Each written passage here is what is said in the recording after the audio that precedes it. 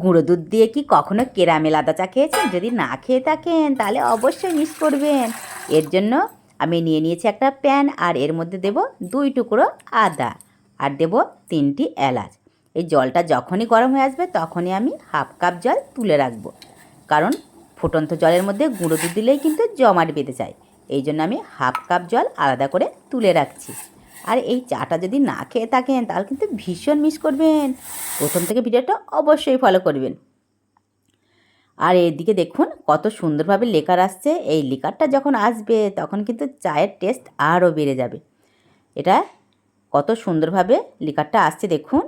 আর একদিকে আমি তৈরি করে নেব গুঁড়ো দুধটাকে লিকুইড। আর দেখুন এই যে জলটা রেখেছি সেটা আর একটু ঠান্ডা হয়ে গেছে। এখন আমি 2 চামচ মতো গুঁড়ো দুধের মধ্যে দিয়ে দেব, আর একটু নাড়াচাড়া করে এটাকে আমি লিকুইডে পরিণত করব। এটা দারুণ হয়ে গেছে দেখুন। আর এই এক সাইডে যেটা আমি তৈরি করতে দিয়েছিলাম লেকার, সেই লেকারটাও কিন্তু অসাধারণ হয়েছে। দেখতে পাচ্ছেন একদম টুকটুক করছে। এখন এটাকে আমি 1.5 কাপ থেকে পুরোপুরি 1 কাপে পরিণত করেছি। এটাকে ছেঁকে নেব, আর যেগুলো ছিল চা পাতা সব কিছু আমি ফেলে দেব। প্যানটাকে আমি আবারও বসিয়ে দিয়েছি গ্যাস ওভেনের মধ্যে, আর দিয়ে দেব 2 চামচ মতো চিনি। এই চিনির মধ্যে কোনো রকমভাবে জল দেওয়া যাবে না। এটাকে একদম লো ফ্লেমে রেখে ধীরে ধীরে ক্যারামেল তৈরি করে নেব। আর দেখুন এটা ধীরে ধীরে কতটা কালার চেঞ্জ হচ্ছে। আর এই কালারটা চেঞ্জ হতে হতে দেখবেন একদমই দারুণ একটা কালার চলে আসবে। আর কত সুন্দর কালার এসছে দেখুন। এর মধ্যে দিয়ে দেব গুঁড়ো দুধ লিকুইড করে রেখেছিলাম, সেটা এর মধ্যে দিয়ে দেব।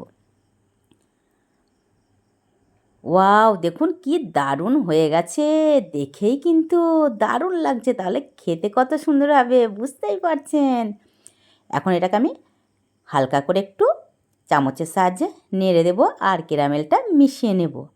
এর মধ্যে দিয়ে দিচ্ছি যেটা আমি লিকার করে রেখেছিলাম চায়ের, সেই লিকারটি। এটা কিন্তু খুব বেশি ফোটানো যাবে না, একবার ফুটে আসলে এটাকে আমি নামিয়ে নেব আর পরিবেশন করব। দেখুন এই দুধ চাটি দারুণ হয়েছে।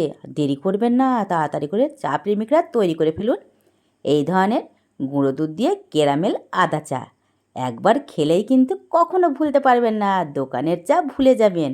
আর বাড়িতেই এইভাবে তৈরি করবেন গুঁড়ো দুধ দিয়ে ক্যারামেল চা। কেমন লাগলো অবশ্যই কমেন্ট করতে ভুলবেন না।